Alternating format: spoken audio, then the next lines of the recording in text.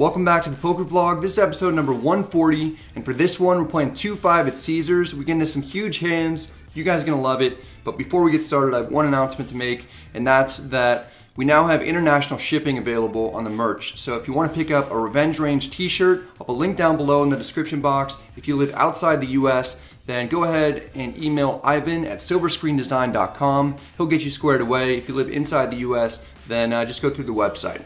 All right, let's go ahead and get started.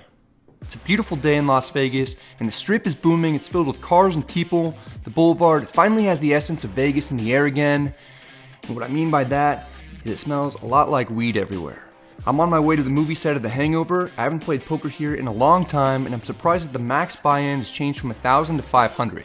I'm even more surprised when I see several enormous stacks at the table. Is it 500 max in? Take my seat figuring there must be some huge action player. I don't recognize anyone, so I'll have to find out who it is as quickly as possible and double up as quickly as possible so that I can adequately rumble with them. A few orbits into the session, I have pocket fives in the small blind. The under the gun player is straddled. I have good reason to believe she could be the action player given the fact that she's been straddling, playing in a ton of hands, and taking aggressive lines pre and post flop. I have a hand that I don't mind raising with from this position when I have 200 or more big blinds. Even 100 is fine, but since there's a $10 straddle out there, I actually only have 50 big blinds effective. I feel a bit handcuffed playing this short, but I raised to 40 anyway. As I suspected, the under the gun straddler calls. We're heads up, out of position. All my worries about raising pre-flop go away when the flop comes King 5 deuce with 2 spades. We've got middle set. I down bet to 30, hoping it might induce some light calls or a bluff. We get the second best outcome, the player calls. The turn is the 8 of diamonds. Perhaps this player has a king or a flush draw who will be able to call a larger bet. She doesn't seem like the type that likes to fold. I bet 100. The player's considering at least calling. It's not that often that I'll have anything better than one pair on this board. Ultimately, we don't get paid. Under the gun folds. It's an exciting flop. It's just tough to make much money when your opponents aren't also strong. We still win a nice medium-sized pot for this game. We're back in the small blind, this time with King Jack suited. It's another straddle pot. The player in middle position limps in with a short stack. I call for 8 more. The action's on the under the gun straddler. She raises to 35. I'm glad she didn't make it more. The middle position player calls. I call as well. We go 3 ways to the flop, out of position. It comes Jack, Jack 6 with 2 diamonds. We've got trip jigs. I check to the aggressive pre-flop raiser. She checks. The middle position player checks. Well, this is not going how I hoped. The turn is the 5. Perhaps checking a second time will induce a bluff. It doesn't. Under the gun checks. The middle position player checks as well. The river is another jack. We've collected all the jiggities in the deck. I'm glad they're all accounted for. Now how the heck do we make money on this since it seems like no one has anything? I don't want to risk it checking through again. I bet 75. Maybe someone will look me up light because I'm either going to have quads or nothing a lot of the time. I've already checked twice. Come on under the gun. Call me with a high card. You know you want to. She does not. She folds. The middle position player folds as well. Make quads. Quads it is. Oh, I almost called that. Would have been nice. I was hoping you were. Hold the face high. Thank you very much. I appreciate it. Making big hands, so I'm happy, but that feeling subsides because I'm not able to win big pots, so I'm a little annoyed. Maybe I'm bipolar, but I'm not. I'm by winning. I win here and I win there. Now what? Next we have ace king offsuit in the cutoff. Middle position player raises to 15. The hijack calls with a huge stack. He hasn't played many hands since I've sat down. He's mostly been on his phone, probably sending chip porn pics to his friends. We're gonna be 3-betting. I make it 60.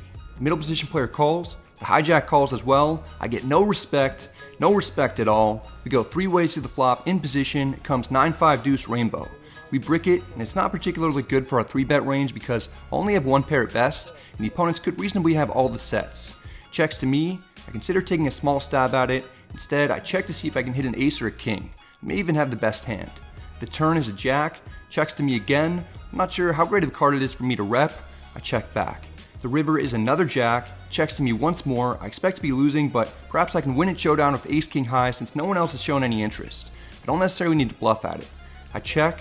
Middle position player has pocket 3s. The hijack has ace king as well. If I took a stab at it at any point, I probably could have taken it down based on what the opponents ended up having. Not too big of a deal overall. In this one, we're dealt ace queen suited in the cutoff. Under the gun limps in. Player in middle position raises to 25. 3-betting or calling both seem reasonable. I lean towards calling because I want the small blind to either call or 3-bet. This is the aggressive opponent who's been straddling every chance she gets. She calls. The under the gun limper folds, we go 3 ways to the flop in position. It's queen 10-4 with 2 spades and 1 diamond. We have top pair, top kicker, and some backdoor draws. Small blind checks. Middle position player bets 25. I don't think he'd bet this small with a hand that has much value, since there are a lot of potential draws out there. I have 2 options. I can call, which might look weak to the small blind, and induce her to do something silly, since she's shown several times that she's willing to put in check raises, or I can raise, which will probably cause almost every hand worse than mine to fold. I choose option number 1. It's risky if the small blind flats, and the turn card is something like the 9 of spades, for instance. The small blind doesn't flat, she has raising chips, she makes it 130. Does she have a draw? Does she have air? Does she actually have a strong hand like 2 pair or better? There's nothing that precludes aggressive players from actually making hands. It's scary when they run good. She's not the only person that's okay playing for more. The middle position opponent calls the 130. These 2 players have gone to battle with each other quite a bit since I've sat down. My general sense is that the small blind check raised light, and the middle position opponent called light, since he's been the victim of several over check raises recently, and may be tired of it. If he had an overpair or better, he'd have probably gone all in to make sure that I don't call behind in case I have a draw. If he left himself with 415 behind, maybe he has a draw. Usually, I'm not back raise jamming with top. This seems like a good spot to do it though, especially since I have less than 100 big blinds, as well as backdoor draws to the nuts. I've got 486 total. I announced that I'm all in. We raise. All in. It's time to find out who actually has it and who's a pretender. It's 356 on top, so not much more for the small blind. She has both me and the other player covered by a lot. If she has a made hand or a strong draw, she'll be getting great odds. It appears that she got her hand stuck in the cookie jar. She folds. 1 down, 1 to go. There's no snap call. The middle position player is getting a really good price. He must not have much going for him. All he needs is 30% equity to make a call profitable in this situation. The way I played it might seem strange to him, so if he thinks that I'm ever doing this with a draw, he almost has to call. As time goes on, I'm rooting for him to stick around more and more. Finally, he makes a decision. All in and a call. Alright, let's do this. Keep him low and keep him red. The turn is the 8 of hearts. Fairly safe if I'm ahead. Jack 9 makes it straight though. The river is the 8 of diamonds. If I'm up against the flush draw containing the 8 of spades, that'd be dirty. I'm the one that was all in first, so I show my hand. No immediate reveal from the opponent. That's a good sign. We may have done it, dudes. He checks his cards once more to see if they're different. I'm very much hoping that they're the same ones that he thought he had. Looks like they are. He mucks without showing. Victory is officially ours. Our plan worked exactly how we envisioned it to get maximum value. There aren't many better feelings than watching piles of chips come your direction. Not only is it great to win a big pot, but now I finally have a large enough stack to play the kind of style that I want to play. We've got almost 1,200 in front of us and are up about 700 on the session. You'd think things couldn't get any better, but that's incorrect. We've got jiggities and the hijack. The lady is straddled again, and this time from the button. I raised to 35. The straddler is racking up and said before the cards were dealt that it'd be her last hand. She 3-bets to 130. If we were deeper and I was up against another opponent, I'd be more inclined to call. This player's 3-bet me before in a previous hand, and I've seen her 3-bet against others more often than she's likely to have it. Given what I know about her and the fact that I only started the hand with 110 big blinds effective, I 4-bet to 400. If she jams for 700 more, I won't love it, but I'll call. I prefer a snap fold. No one's supposed to play out of the rack anyway. Rather than a fold or a jam, we get the most uncomfortable outcome. The player calls, so now we're playing a 4-bet pot with over 800 in the middle, out of position, with less than a pot-sized bet left in our stack. She could reasonably have aces, maybe kings, queens, ace-king, or ace-queen suited. Not ideal. We certainly don't want to see any overcards. The flop comes ace-10-7 rainbow. I wish it just came ace-king-queen to put me out of my misery. I don't enjoy this spot at all. I don't see how I'm ahead. The only thing that'll make me feel better is if somehow the AC gets cranked way up and miraculously blows over all the cards, killing the hand. I check, the button puts in a stack of green chips. If somehow this is a bluff, then I tip my hat off to her. I just have to cut my losses. Nice hand, nice hand. It hurts not only to lose the majority of my profit, but also to see that many Bradley dollars go in the wrong direction. As she finished racking up, I told her that I had pocket jacks. She told me that she had ace-queen and almost folded pre-flop. It seemed honest. At least we got in as much money as we could while we were ahead and likely made the right fold. There's just no right way to play jiggities. Later we get ace-10 suited on the button. I haven't won a hand in a while. I open to 15. Small blind calls. We're heads up in position. The flop comes king-jack-6 with 2 spades. We flop the nut flush draw, and we have a gutter with 1 over. Small blind checks. I have such a strong hand that I check back for deception in anticipation of drilling something that'll give me the nuts. I should actually be betting on the larger side to either win while I have ace high or build the pot in case I hit one of the draws. I can feel that I'm not quite thinking clearly. The turn is another king. This time the small blind leads for 20. I attempt to overcompensate for the flop check and raise to 75. It's very unlikely that I'll be up against a boat, so I should get plenty of folds. If I get a call, I'll have lots of outs. Still, flatting the 20 is the better play. The small blind makes the call for 75. That's alarming. The river is the 7 of clubs. We had the world, but we bricked it all. The small blind checks. I can either give up, which I'm not a fan of, or I can bet piles.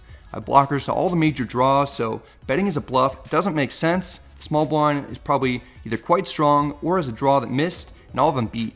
I check back. The small blind isn't happy. He turns over king, queen of diamonds. He flopped top pair and turn trips. There's no way I'd be able to get him off that hand at any point anyway. Even if I took a more conventional line, I may have lost a similar amount or perhaps more. Now I really don't have much profit and would be annoyed if I ended up having to book a loss in my first session of 2021 after being up a large amount earlier on. It's a decent time to rack up. We get some good news at the end. I accidentally made my stacks one high. We made a little more than I thought on the day. What a dream.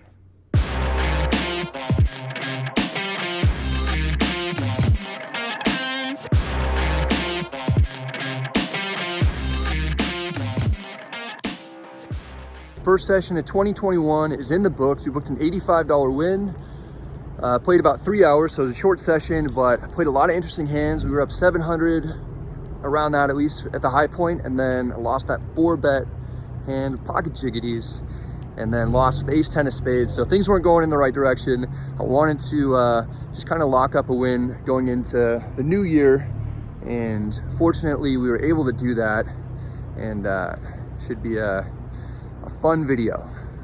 The next night, I hang out with Andrew. We're actually considering opening up our own brewery. A viewer lets us into the bar that he owns while they're closed to discuss future plans, and even lets us pour our own beers. We did an amazing job. Perfect. Look at that. Perfect pour. Perfection. Cheers, everyone. I'm excited for my turn to try because I've never gotten to do this before, but it quickly turns into disappointment. I mean, this is like the worst pour of all time. Once the clock strikes midnight, we end up having an opportunity to celebrate. Happy birthday, dude. Thanks, buddy. Cheers to another year of this journey that we're all in together. That's it for this one, guys. Thanks a lot for watching. If you have any questions or comments, feel free to let me know in the comment section. I'm happy to get back to you. And don't forget to hit the like and subscribe buttons if you enjoyed it. All right, let's see. We've got the Revenge Range t-shirts out, so pick up one of those. If you live outside the US, then go ahead and email ivan@silverscreendesign.com. If you live inside the US, then go ahead and just order through the website. I'll have a link down below in the description box to the merch store. And I mentioned the brewery in this video at the end. Andrew and I, we are thinking about starting one. I'm pretty excited about that. We have a long way to go, a lot of stuff to think about, and it should be pretty cool if it all works out according to plan though. Let's see, what else is going on? I've got a lot of cool videos coming up. I played 2 sessions that I need to make vlogs for that are gonna be released as soon as possible, and those are gonna be really fun 5-10 sessions, so I'm excited to share those with you guys. Be on the lookout for both of those. And stay safe, good luck at the tables. I'll see you next time. Okay, so let it run until it's like not foamy. So it's not foamy now, there you go. Kind of looks shit, honestly. Yeah, it's not great. But try and do another one, pour that one out. No, no. This isn't my fault. I didn't do anything. I think it's that. Yeah. You may want to just do a different tap. Happy birthday, me.